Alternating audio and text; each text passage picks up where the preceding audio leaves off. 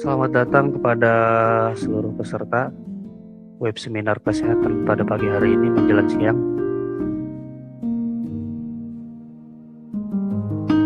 Sambil menunggu pemateri, kita berbincang-bincang sedikit mungkin ya. Gimana kabarnya ini? Boleh dibuka mic-nya kalau emang mau menjawab.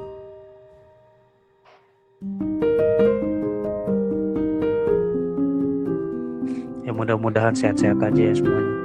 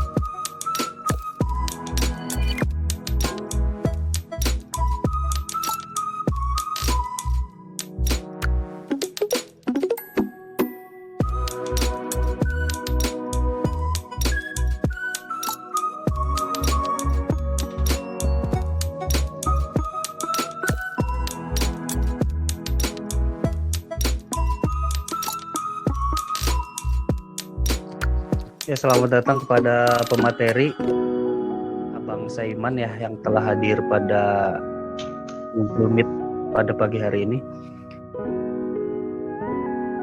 Waktu sudah menunjukkan pukul 10:04, bisa kita mulai saja ya. Gimana Ketua? Mulai ya. Oke, bismillah. Assalamualaikum warahmatullahi wabarakatuh. Waalaikumsalam. Salam sejahtera untuk semuanya. Yang terhormat Abang Saiman selaku pemateri pada pagi hari ini, yang terhormat Jalih Basuro selaku Ketua Kelompok Kerja Mahasiswa 16 Universitas Sultan Agung Tirtayasa, dan yang terhormat dan kami banggakan seluruh peserta web seminar kesehatan pada pagi hari ini. Hamdan wa syukron ila amma ba'du, segala puji bagi Allah Rabb semesta alam yang mana masih senantiasa memberikan tolong dan karunia-Nya kepada kita semua, sehingga pada pagi menjelang siang ini kita masih bisa berkomitmen, masih bisa melek ya untuk menimba ilmu yang mungkin pada sebagian orang ini berat sekali jam-jam segini ya. Salawat beriringan salam semoga tetap tercurahkan kepada baginda Rasul kita Muhammad Sallallahu Alaihi Wasallam, kepada keluarga, sahabat, dan para pengikutnya yang senantiasa tetap di jalannya. Pada pagi hari ini, saya Fauzan selaku Master of Ceremony sekaligus moderator yang akan memandu acara pada pagi hari ini. Dan untuk semua peserta agar mematikan mikrofonnya masing-masing sebelum diperkenankan, kecuali ada kepentingan lain.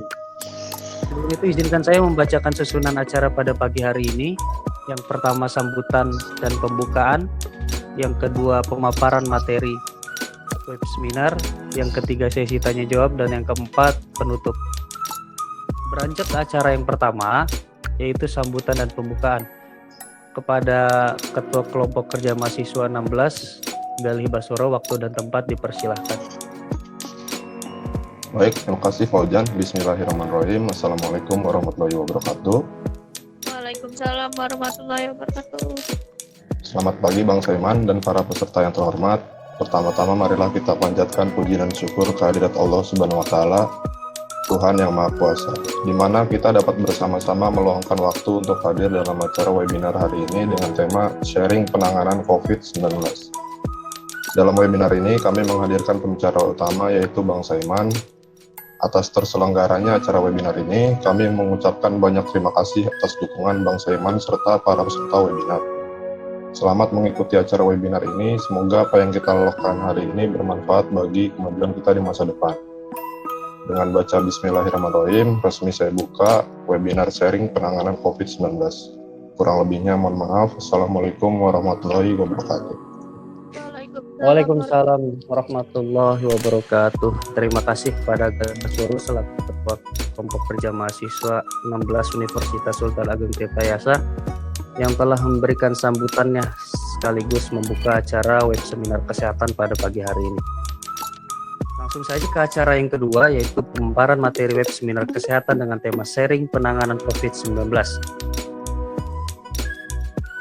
Pada saat ini kita patut bersyukur karena telah hadir yang langsung turun tangan ya untuk penanganan COVID-19, yaitu Bang Saiman. Karena saat ini kita sedang dihantui oleh isu-isu, bukan isu bahkan ya, kebenaran bahwa COVID-19 ini merupakan virus yang tidak bisa kita sepelekan. Maka dari itu, kehadirannya Bang Saiman di sini, kita akan belajar bagaimana sih gejala-gejala ataupun bagaimana penanganan pasien-pasien yang telah terdampak COVID-19 dan bagaimana kita menyikapinya. Karena walau bagaimanapun dengan adanya COVID-19 ini kita harus tetap bisa stand, tetap bisa berdiri untuk bisa melanjutkan hidup. Mungkin langsung aja, sebelumnya izinkan saya untuk membacakan kurikulum vitae pemateri.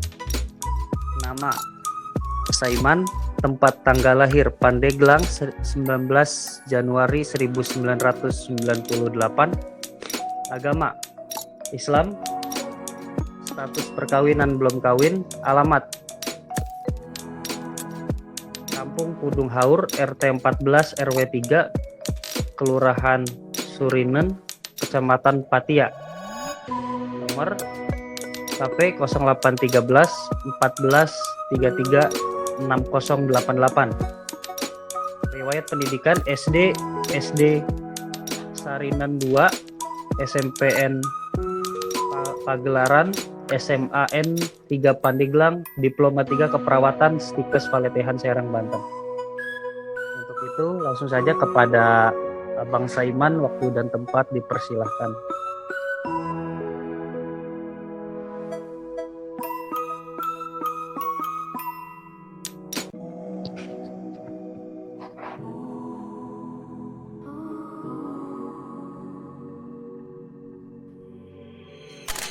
Mohon maaf Bang, nggak ada suaranya.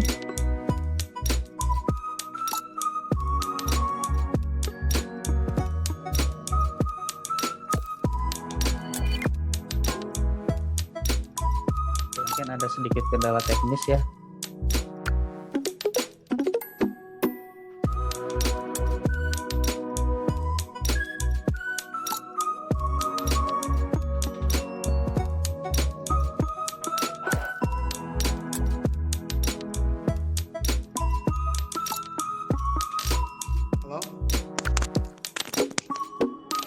Enggak. Kalau udah ada Bang. Ya silakan Bang. Assalamualaikum warahmatullahi wabarakatuh. Waalaikumsalam warahmatullahi wabarakatuh. Saya ucapkan terima kasih kepada rekan-rekan yang telah memberikan waktunya di sela-sela kesibukannya untuk sedikit mendengarkan pemaparan atau sharing dari saya. Baik, kita langsung saja ke pemaparan ya. Penyakit virus corona ini sebenarnya ditemukan itu di Wuhan akhir tahun 2019. Untuk garis besarnya bahwasannya memang COVID ini berbahaya sekali apabila kita terlalu menyepelekannya. Karena setelah saya dilihat di lapangan memang begitu mengerikan sekali emang. Karena terus ada dua gejala untuk pasien COVID. Ada yang gejala ringan dan gejala berat. Dan ada juga gejala yang tidak ada gejala. Biasanya untuk yang relatif kita amati, khususnya untuk di Wisma Atlet, kebanyakan pasien itu tanpa gejala. Biasanya pasien yang tanpa gejala itu kisaran umurnya itu 30 tahun ke bawah. Untuk biasanya dengan gejala berat itu biasanya di atas umur 30 tahun ke atas secara garis besar. Untuk gejalanya itu ya gejala ringan itu ya seperti demam, terus pusing. Terus untuk gejala yang berat biasanya itu pasien akan sesak nafas, terus nyeri tekan kepada dada. Terus sebenarnya untuk penanganan COVID ini lebih mengacu kepada diri kita sendiri, bagaimana untuk menerapkan pola hidup sehat. Apabila kita emang berpergian, seperti ada kepentingan itu seharusnya, emang bukan seharusnya tapi diwajibkan kayak menggunakan masker, hand sanitizer. Apabila hendak makan atau apapun itu sebenarnya harus dilakukan cuci tangan, karena dengan cuci tangan itu mencegah penyebaran virus seperti itu. Nah, untuk pengobatannya, sebenarnya untuk pengobatan medis sampai saat ini pun belum ada terapi ya benar-benar terapi pure asli untuk penyakit COVID. Adapun terapi ya kebanyakan terapi itu seperti multivitamin saja. Karena apa? COVID ini menyerangnya lebih ke sistem imun dan kekebalan tubuh. Apabila selama kita menjaga sistem imun dan kekebalan tubuh, insya Allah tidak akan terjadi hal-hal yang lain seperti itu. Karena secara garis besar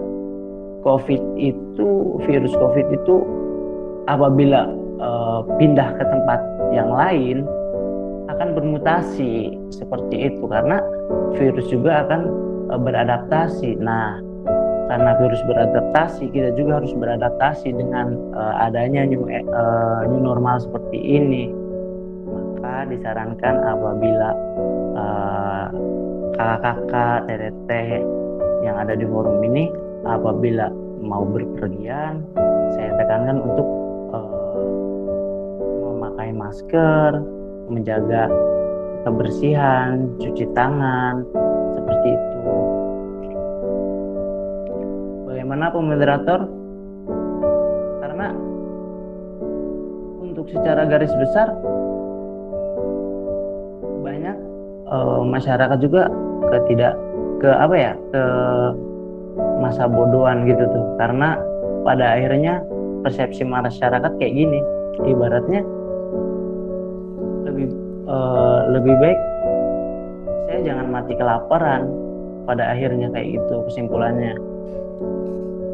Karena terus terang kurangnya sosialisasi pemerintah juga kepada masyarakat seperti itu. Maka banyak juga masyarakat yang mengabaikan, padahal COVID ini jelas berbahaya. Apabila COVID ini menjangkit ke orang yang seperti ibu bapak kita, karena orang tua yang sudah di atas 40 tahun ataupun lansia biasanya sistem kekebalan imunnya akan berkurang juga, kurang bagus lah sistem imunitas tubuhnya, lain lagi dengan kita seperti itu.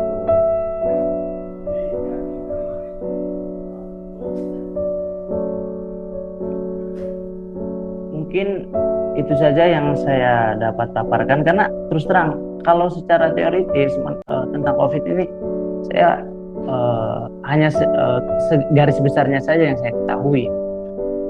Ataupun untuk cara sistem pengobatan atau apapun, karena itu sistem teknik di lapangan, maka terus terang saja saya untuk memaparkan mungkin hanya garis besarnya saja kayak gitu. Langsung aja ke sesi tanya jawab, karena kan emang ini kan ibaratnya sharing Ya, diskusi aja kali ya Bang ya. ya. Jadi TikTok aja ya Bang ya. Iya. Oke, untuk teman-teman peserta webinar pada pagi menjelang siang ini, boleh langsung saja yang ingin bertanya atau diskusi ya Bang ya, lebih tepatnya. Itu bisa langsung menyalakan mikrofonnya dan berbicara. Tapi diharapkan untuk satu-satu ya, tidak berebutan satu sama lain. Oke, silakan kepada teman-teman semuanya. Bisa langsung TikTok aja dengan materi langsung, karena memang ini lebih seru kalau misalkan diskusi sama-sama ya Bang ya. Iya, jelas. Biar membuka wawasan juga untuk teman-teman yang lainnya. Silakan kepada semua peserta atau anggota kelompok KKM 16-nya juga boleh. Nah, kalau dari saya nih Bang, mau nanya, itu sebenarnya kan banyak konspirasinya ya Bang ya, banyak berita lah, banyak isu gitu tentang ini hoax atau bagaimana. Dan bahkan ada beberapa berita bahwa ada pasien-pasien yang dia diduga meninggal padahal tidak dengan COVID, tidak kena COVID gitu, tapi dia dipaksa untuk kena COVID gitu Bang. Apa gitu ya, entahlah, kita juga nggak tahu ya ada kepentingan apa di dalamnya, cuma dapat berita seperti itu gitu. Itu tanggapan Abang bagaimana ya Bang? Ya, karena kalau seperti yang Abang tadi tanyakan, ya kalau secara pribadi ataupun secara garis luas tidak.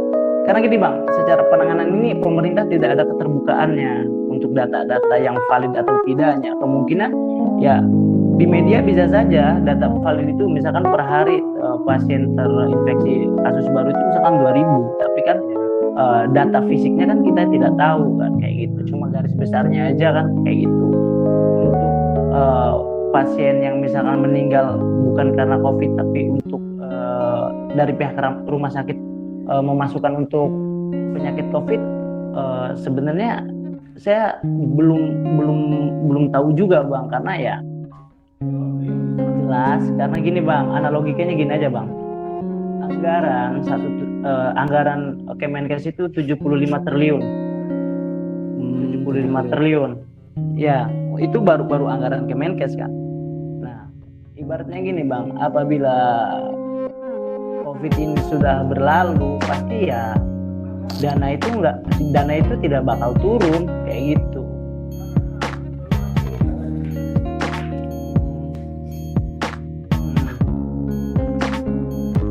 Iya, tapi emang karena ini sih kadang ada oknum-oknum ya yang membuat, bisa dikatakan mengadu domba gitu antara satu sama lain.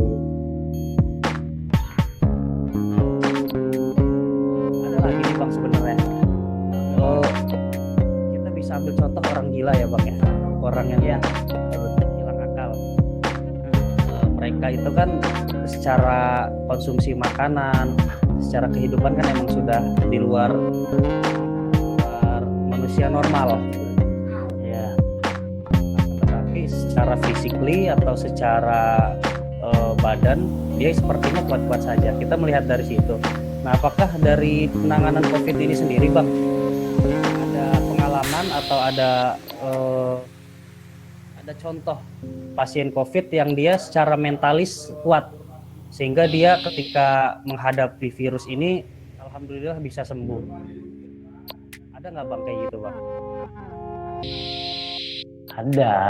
Emang gini Bang ya, saya gini, untuk keadaan di Wisma Atlet itu kayak gini, ibaratnya abang cuma konfirmasi COVID ya kan.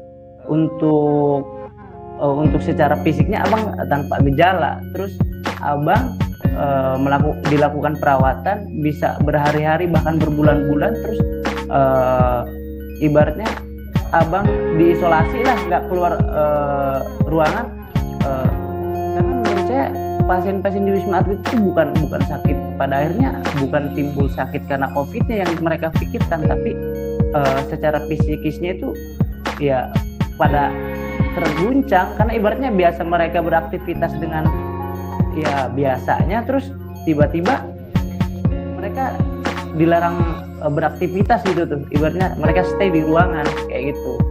Terus ya untuk orang gila, kenapa orang gila kan banyak kan makan asal, terus kenapa dia enggak COVID, karena kebanyakan orang gila itu enggak dilakukan tes bang, kayak gitu. Kalau dilakukan tes ya bisa saja mereka terpapar COVID. Sampai saat ini pun abang pernah nggak sih baik media atau apapun, media lokal maupun nasional, pernah tidak mengangkat orang gila dilakukan swab? Sampai saat ini belum bang, belum pernah, karena ngapain juga kan kayak gitu. Ya, tapi kita bisa ambil ini sih bang, sisi positifnya bahwa aspek psikologis ya, kan orang gila itu tidak memikirkan gitu, tidak memikirkan apa-apa, dia berjalan aja gitu. Jadi kita berarti bisa lihat bahwa aspek psikologis itu sangat membantu. Jadi ketika kita ya menghadapi COVID ini, ya kita tidak usah risau atau apa, cuman kita mencegah gitu. Cuman kita tetap mencegah dan tidak menyepelekan tadi ya bang ya mungkin. Iya. Ya untuk teman-teman yang lainnya bisa langsung buka mikrofonnya.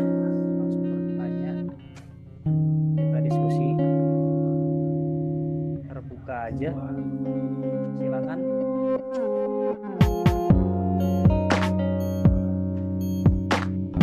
Ada langsung nih bang, saya wakilkan ya bang ya pertanyaan di chat roomnya. Assalamualaikum, saya Kotrunada dari mahasiswa Untirta. Saya mau nanya bang, bagaimana cara mengubah pola pikir masyarakat yang acuh terhadap adanya COVID ini bang? Terima kasih. Kalau untuk pertanyaan dari Fortunada ini, sebenarnya peranan dari pelayanan kesehatan yang ada di kecamatan atau ibaratnya puskesmas lah. Pada hari ini puskesmas cenderung belum melakukan yang namanya pemaparan bahayanya adanya COVID seperti saat ini kan. Ibaratnya cuma pasang banner kan, ibaratnya, karena masyarakat di Indonesia itu cenderung tidak akan membaca seperti binder yang ada di samping-samping jalan. Mereka tidak akan membaca apabila dijelaskannya secara lisan ataupun dilakukannya pemaparan secara langsung tapi dengan menerapkan protokol kesehatan, pasti mereka akan mendengar kayak gitu. Karena bang, ibaratnya gini, abang lebih baik meninggal karena COVID apa lebih baik meninggal karena kelaparan? Gitu aja bang, menurut abang. Gitu. Pada akhirnya mereka bukan pola pikir mereka tidak takut, tapi ibaratnya gini bang, mereka lebih cenderung berpikir saya takut kelaparan ketimbang saya mati karena COVID kayak gitu. Cenderung pola pikir masyarakat pada akhirnya ya udahlah, mau kena COVID mau apa kayak, yang penting anak istri saya pada makan di rumah kayak gitu bang. Jadi ya lanjut bang. Karena lebih ini bang lebih karena persoalan kebutuhan hidup. Karena terus terang adanya bantuan itu tidak merata bang pembagiannya. Ada yang dapat, ada yang tidak kan. Gitu. Jadi solusinya paling langsung ya bang ya, tidak hanya sekedar memasang spanduk atau apa gitu tuh. Ya, tapi secara langsung. Oke lanjut ya bang ya. dari Nur Ratnasari. Assalamualaikum, izin bertanya, bagaimana pengalaman pemateri selama merawat pasien COVID-19? Adakah kesulitan dalam merawat pasien COVID-19? Dan adakah pasien yang kabur dalam perawatan? Bagaimana cara mengatasinya? Gini Bang ya, untuk kesulitan sih sebenarnya tidak ada kesulitan. Justru kesulitannya itu adanya pasien itu cenderung menekan dokter dan perawat yang ada di sana, karena mereka selalu yang ditanyain itu bukan Pak saya obatnya habis, Pak saya ini, bukan, tapi mereka tanyakan itu Pak hasil swabnya kapan, seperti itu. Jadi ibaratnya kita itu perawat juga dan dokter tertekan karena yang mereka tanyakan itu hasil swab, sedangkan untuk hasil swab itu yang bertanggung jawab itu anak lab, seperti itu. Kalau untuk pasien yang kabur, sampai saat ini ada beberapa yang kabur karena tekanan psikologis juga. Terus untuk pasien yang benar-benar ingin pulang, kita tidak bisa dapat paksakan kan pasien itu selamanya dirawat di sana, karena kita lebih memprioritaskan psikologis mereka juga, kayak gitu. Kita di Wisma Atlet itu tuh bisa pulang paksa atas dasar tidak ada penolakan dari warga setempat, terus disediakannya tempat isolasi mandiri, seperti itu. Oke. Lanjut ya Bang ya, dari Muhammad Arif Hidayatullah. Saat ini jumlah angka terjangkit semakin meningkat dan kegiatan cek rapid test semakin gencar dilakukan. Sedangkan beberapa masyarakat enggan melakukan tes tersebut karena membuat mereka berpotensi kehilangan mata pencahariannya. Pertanyaannya, apabila tes ini terus dilakukan, sejauh mana perangkat pemerintah untuk menanggung kehidupan masyarakat yang terjangkit? Dan sejauh mana reaksi tetangganya dapat menerima keadaan tetangganya bila terjangkit COVID-19? Pertanyaannya agak lumayan ya Bang ya. Iya. Ya, silakan Bang. Baik, saya akan menjawab ke Muhammad Arif. Muhammad Arif, sebenarnya untuk rapid itu tidak menjadi tolak ukur. Rapid sebenarnya untuk yang dikategorikan sebagai terjangkit COVID, karena untuk COVID lebih mengacu kepada hasil swab. Apabila emang hasil swabnya sudah positif, baru dilakukan perawatan. Untuk rapid biasanya hasil rapidnya itu reaktif. Biasanya enggak, kita pisahkan dulu. Misalkan satu lantai ini untuk pasien reaktif rapid, jadi kita satuin dulu karena statusnya masih sama, reaktif rapid kan. Nah setelah itu dilakukan swab. Apabila memang swabnya hasilnya positif, maka barulah kita lakukan kita pindahkan ke ruang perawatan yang semua pasiennya itu statusnya positif, seperti itu. Terus apalagi tadi?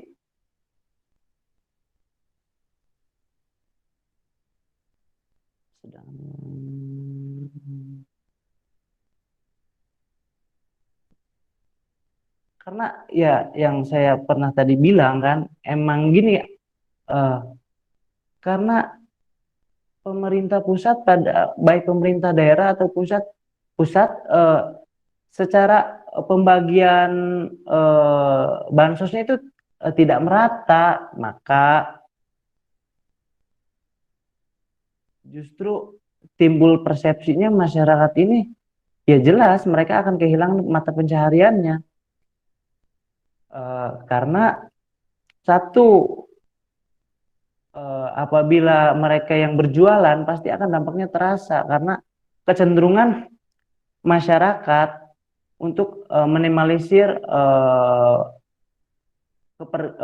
berpergian dan kontak langsung dengan orang lain, seperti itu. Sebenarnya untuk masyarakat yang berpotensi kehilangan mata pencaharian itu, ya kita kita sebagai kaum milenial yang tahu dan keadaannya, cobalah kalau memang eh, emang masyarakat itu memang membutuhkan, eh, Anda kalau tahu ya jangan berdiam diri, Anda coba laporkan ke pihak aparatur desa bahwasannya keluarga ini memang sangat membutuhkan, tapi beliau tidak dapat bantuan seperti itu.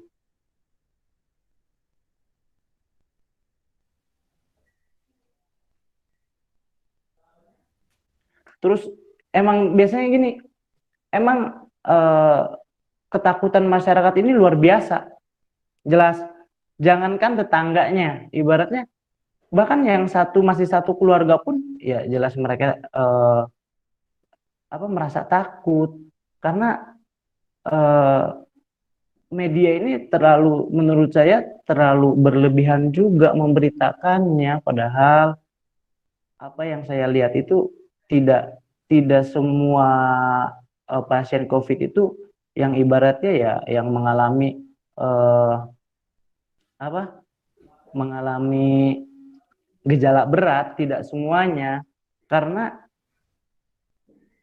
menurut saya yang saya amati itu, kalau untuk pasien yang benar-benar seperti yang sudah dilakukan pemasangan OVA ataupun kesadarannya sudah koma, biasanya itu pasien yang dengan penyakit penyerta seperti itu. Jadi kita jangan berlebihan juga. Yang penting kita menjaga pola hidup sehat kita. Kalau berpergian pakai masker, terus kalau mau makan ya cuci tangan.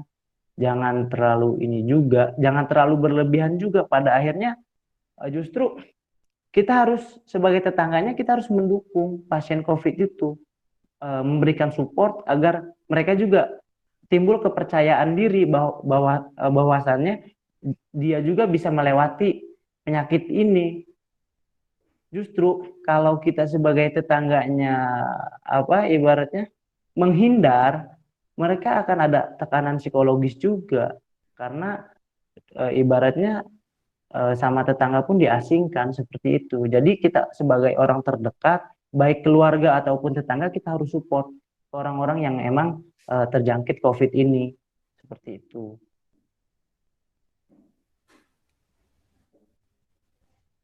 Oke, mungkin Arif jelas ya.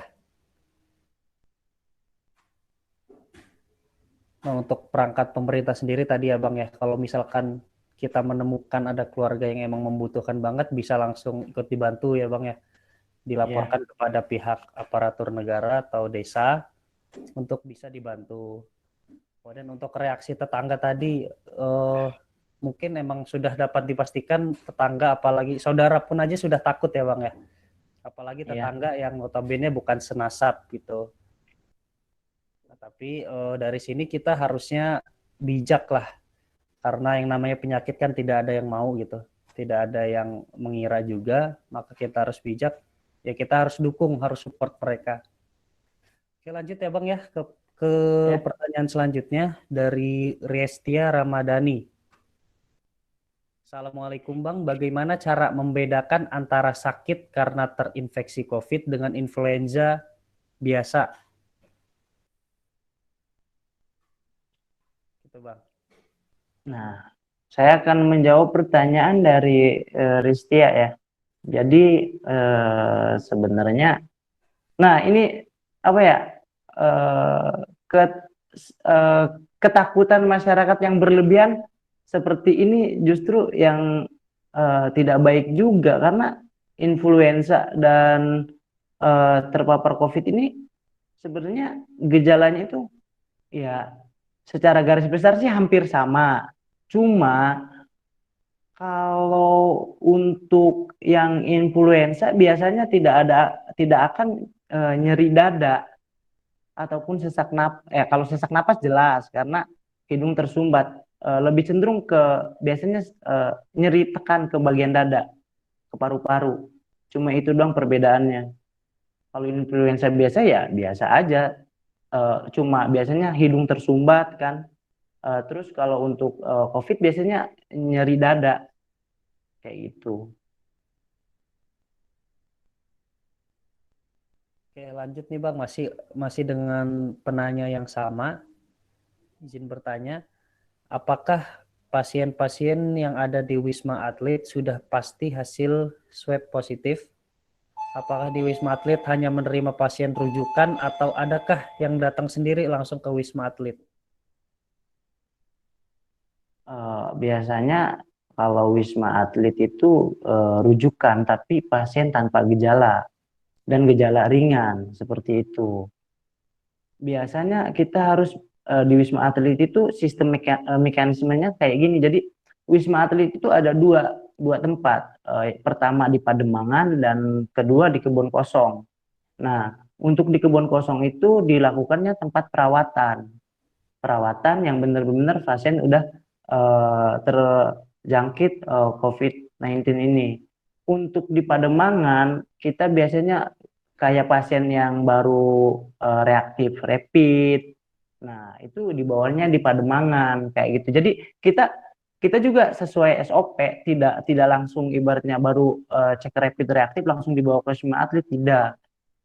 Jadi eh, dia juga dipilah dulu. Biasanya kalau di Wisma Atlet rujukan itu biasanya dari KKP Soekarno-Hatta, terus dari daerah terdekat di Jakarta khususnya kayak gitu. Kalau untuk pasien yang datang sendiri biasanya ada tapi tidak langsung diarahkan ke tempat yang benar-benar untuk menangani pasien COVID yang positif, tapi diarahkan lagi ke daerah Pademangan itu karena di situ ada 2 tower untuk memilahkan pasien yang baru reaktif doang. Nanti setelah itu di situ reaktif, nanti cek swab, setelah hasilnya positif baru dipindahkan ke Wisma Atlet yang ada di Kebon Kosong kayak gitu. Ya sudah jelas ya, Ristina. Oh ternyata beda Bang. Yang satu Ristina, yang satu Ramadhani, yang satu Anggra ini. Sorry. Oh ya, sorry. Silakan untuk penanya lainnya. Masih ada waktu.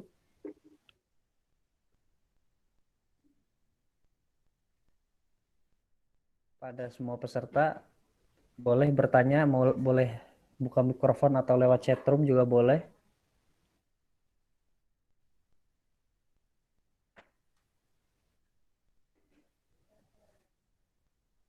Oke, dari saudari Amel Ameliara.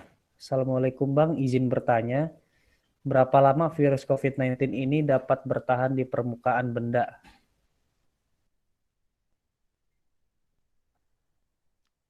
Baik, saya akan menjawab pertanyaan dari Amel.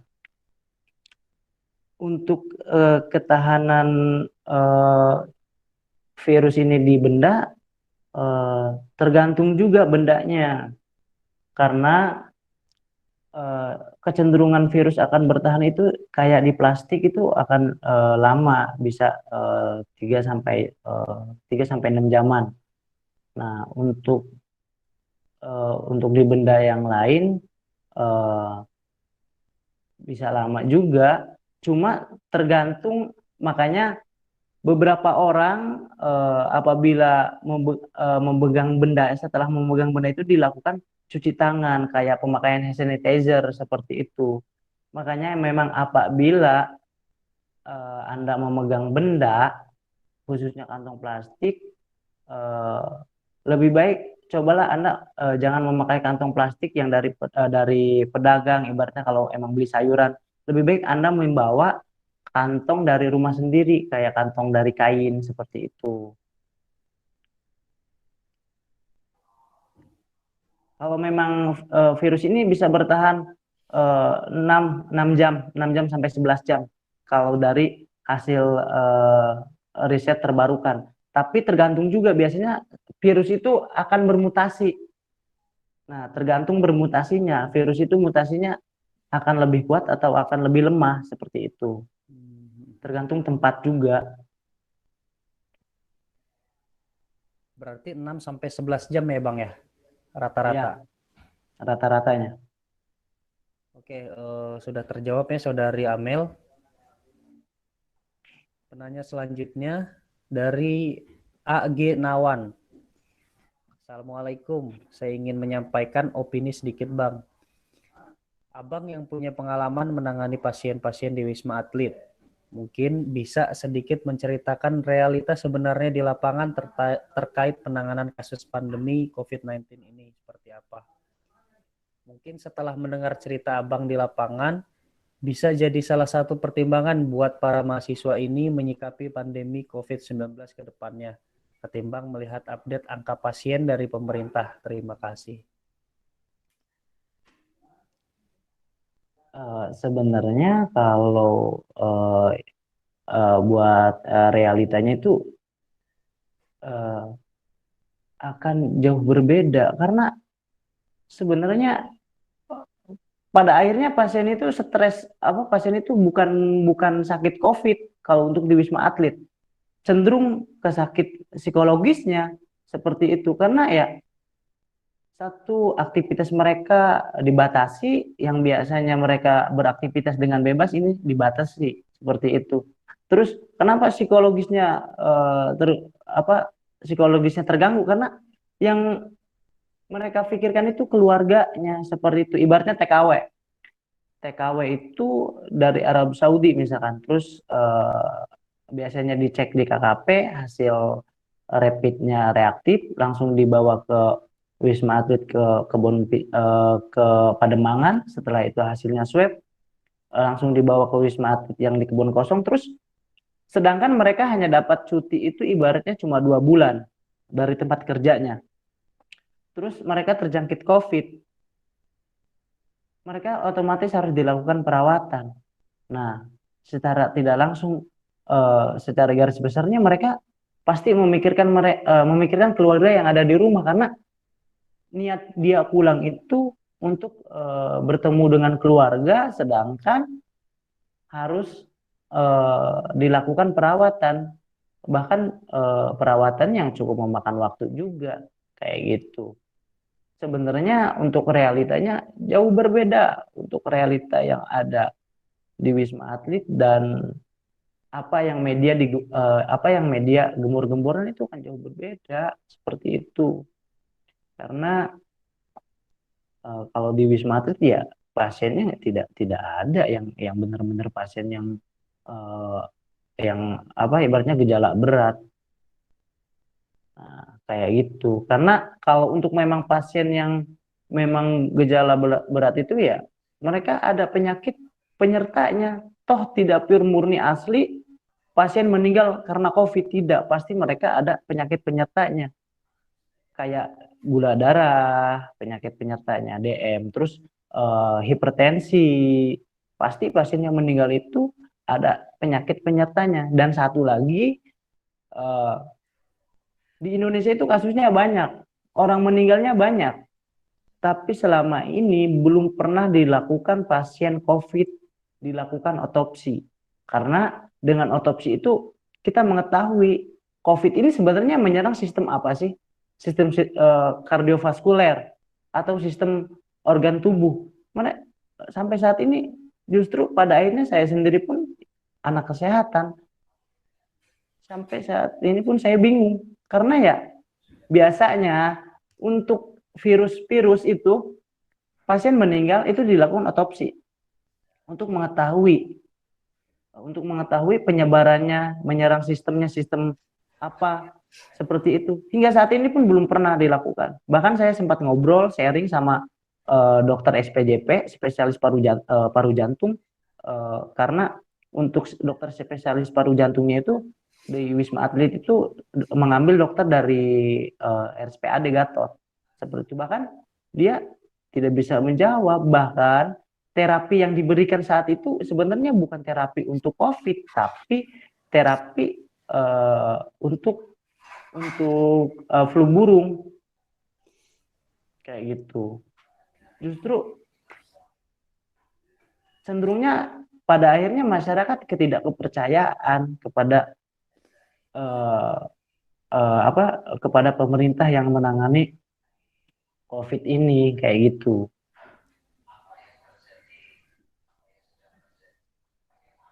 Jadi emang berbeda ya Bang ya antara realita dengan apa yang diberikan informasinya dari pihak pemerintah ya Bang. Satu ya jelas seperti itu. Saya bukan menjelekkan instansi pemerintahan atau apapun, karena ya saya sesuai realita yang ada di lapangan kayak gitu. Karena eh, pada akhirnya tugas kita bukan cuma memberikan terapi, bukan cukup sampai di situ saja. Pada akhirnya kita kita juga melakukan kegiatan. Ibaratnya kayak biar tingkat stresan pasien ini berkurang, kita dilakukannya senam kayak gitu, karena jelas berpengaruh kalau psikologis pasien itu terguncang karena mereka biasanya aktivitas dengan bebas, sedangkan untuk dirawat di Wisma Atlet aktivitas pun berkurang kayak gitu. Iya, untuk Saudara Nawan boleh menyikapi juga boleh. Bisa langsung buka mikrofonnya. Karena ini menarik ya mungkin untuk dibahas. Kalau dicukupkan oleh Saudara Nawan boleh.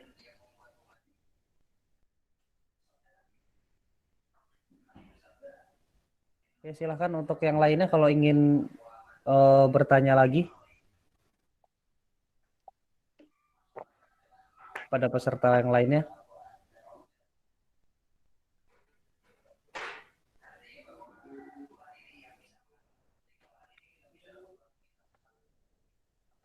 Silahkan, ada lagi?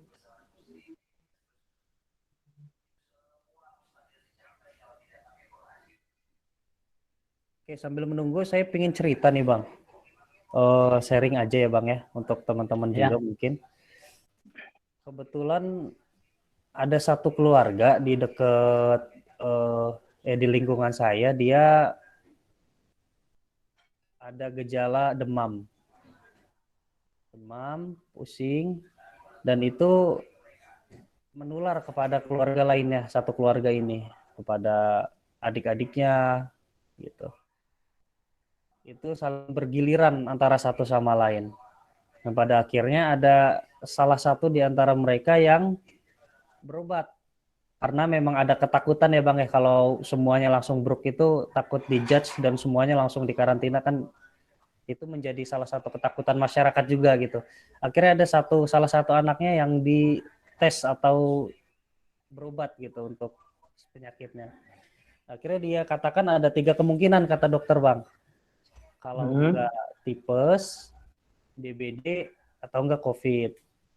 Sehingga dokter menyarankan dikasih obat, kalau dalam kurun waktu 3 hari tidak turun, suruh datang lagi ke dokter gitu. Nah, yang ingin saya tanyakan nih Bang, setelah sharing, apakah emang gejala-gejala seperti itu tuh mendekati gitu antara DBD, tipes dengan COVID ini? Gitu. Dan apa yang membedakannya sih Bang sebenarnya gitu? Nah, biasanya untuk DBD itu lebih ke pengurangan hemoglobinnya. Nah, pasien itu biasanya akan demam, demamnya itu bahkan bisa berhari-hari kalau untuk DBD. Nah, terus ditandai dengan demam, terus ada bintik-bintik merah di kulit biasanya kalau untuk DBD. Perbedaannya. Terus kalau untuk tipes ya, Tipes. untuk tipes biasanya itu pasien akan mual, terus akan sering BAB. Nah, kalau untuk COVID biasanya memang demam, tapi tidak ditandai dengan gejala fisik seperti bercak. Cuma satu perbedaannya itu, kalau memang COVID biasanya ada rasa nyeri di bagian dada kayak gitu. Itu udah pasti ya Bang ya, nyeri di bagian dada itu? Belum pasti juga, karena cuma satu data penunjang kalau emang pasien ini real COVID, itu cuma satu penunjangnya itu dengan dilakukan tes swab, cuma itu doang yang benar bahwasannya pasien ini COVID. Cuma dengan data itu doang. Kalau untuk rapid belum menjadi acuan. Belum menjamin ya kalau sudah rapid test itu ya Bang ya. Ya, cuma belum menjamin, tidak jadi acuan juga. Nah, lanjut sharingnya Bang. Nah, setelah tes, salah satu di antara mereka, akhirnya yang anehnya itu orang tuanya itu nggak kena. Ya di situ udah kuasa Allah ya, kuasa Tuhan lah. Yang Ya, anehnya orang tuanya nggak kena, tapi semua anaknya kena. Jadi itu bergiliran dalam waktu yang dekat, nular, panas, pusing, nular, nular. Dan akhirnya di situ peran orang tua, Bang.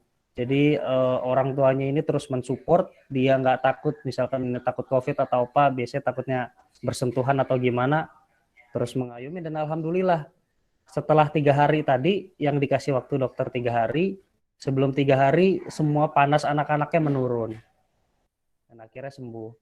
Jadi di sini saya melihat ternyata emang eh, support itu penting banget ya Bang ya. Apalagi misalkan ada keluarga kita yang terjangkit COVID atau apa, supaya secara psikologis mereka nggak down gitu. Maka harus ada orang-orang yang mensupport di belakangnya. Dan insya Allah semua penyakit atau apapun itu, terutama COVID ini bakal bisa terlewati sih menurut saya ya Bang ya, melihat dari kejadian itu. iya jelas.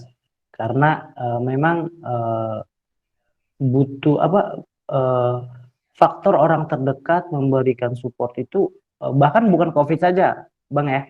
Semua penyakit pun support dari orang terdekat itu akan berpengaruh juga untuk kesembuhan, untuk memberikan ibaratnya memberikan penyemangat juga seperti itu.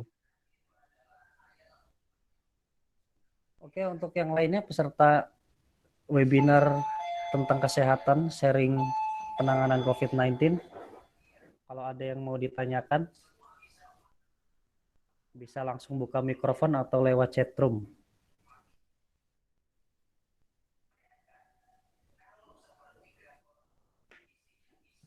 Ada? Kalau tidak ada, eh, bisa lanjut ya. Oh ada ini Bang. Dari Nela Dwi Hapsari. Assalamualaikum Bang, izin bertanya.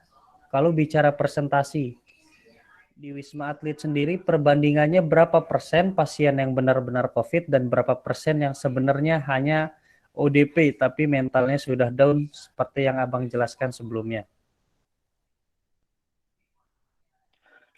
Biasanya kalau untuk di Wisma Atlet, jadi untuk terbarukan ya, untuk saat ini di Wisma Atlet emang benar-benar pasien COVID itu 1.600 untuk pasien yang sudah dirawat. Untuk yang ODP, orang dalam pemantauan itu khusus di Wisma Atlet itu hanya orang-orang yang hasil swabnya, hasil rapidnya itu reaktif. Cuma presentasinya ibaratnya karena kalau untuk di perawatan untuk yang masih ODP itu hanya buka 2 tower, kemungkinan perbandingannya itu ya pasien ODP 20%, pasien COVID-nya 80% kalau dipresentasikan seperti itu.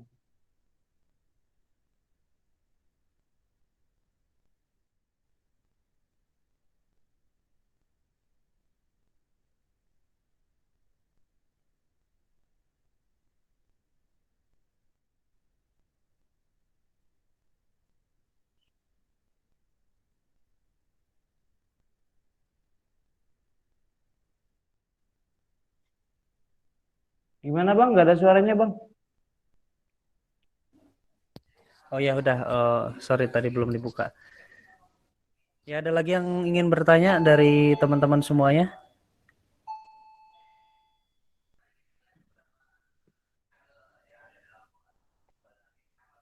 Oke mungkin udah pada puas kali ya. Atau bagaimana ini? Kalau tidak ada bisa langsung penutupan aja kali Bang. Di disimpulkan mungkin.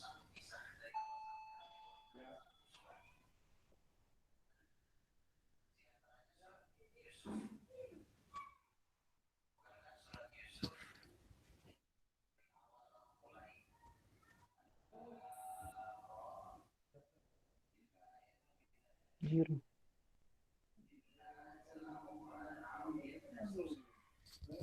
Oke Bang, boleh disimpulkan aja mungkin Bang untuk materi kesehatan kali ini. Jadi pada kesimpulannya cuma kita harus menjaga pola hidup sehat, terus dan menjaga minimalisir berpergian jika tidak ada kepentingan seperti itu. Boleh pergi tapi harus memiliki kepentingan yang benar-benar sifatnya urgen seperti itu. Apabila tidak mempunyai kepentingan ya mohon dengan sangat agar stay at home aja, jangan maksudnya jangan berpergian lah seperti itu. Terus jangan lupa menjaga protokoler kesehatan yang paling utama seperti itu.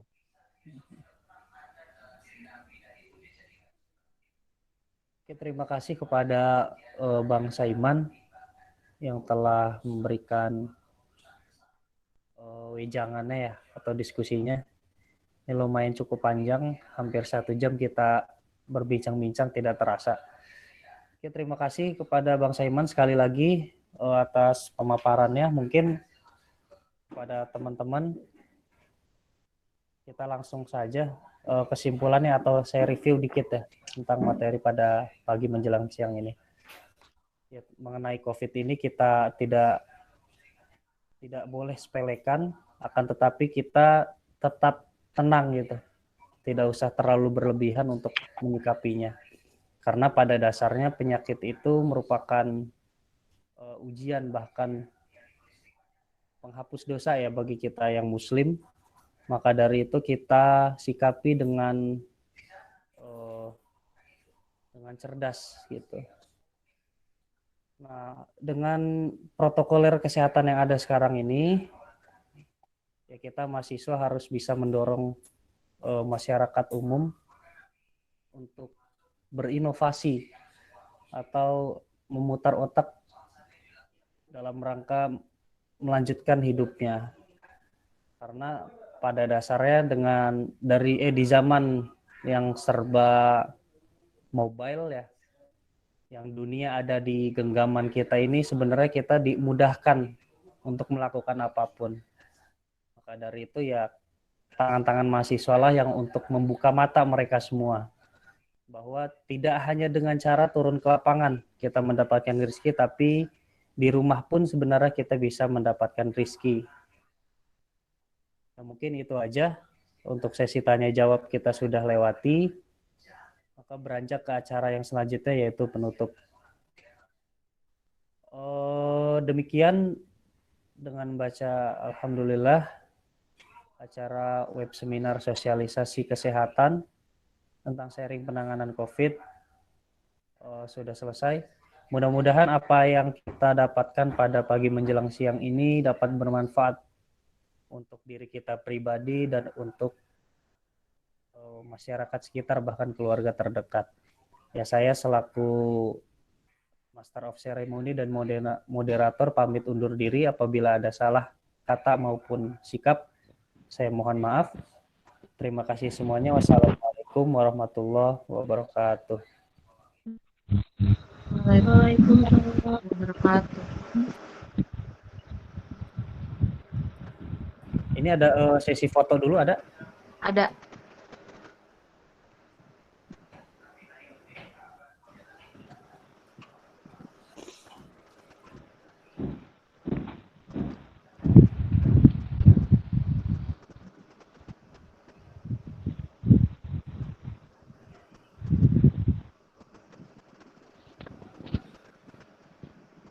Semuanya dimohon menyalakan kameranya karena akan ada sesi foto bersama.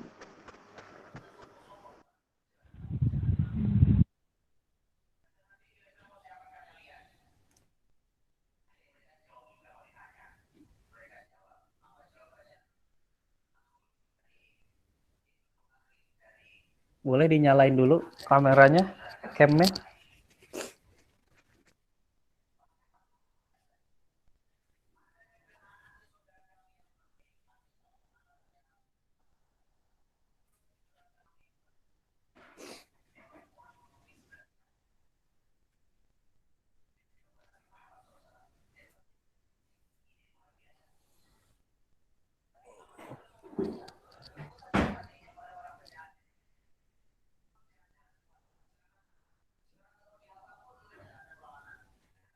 Ya, nah, panitia sudah.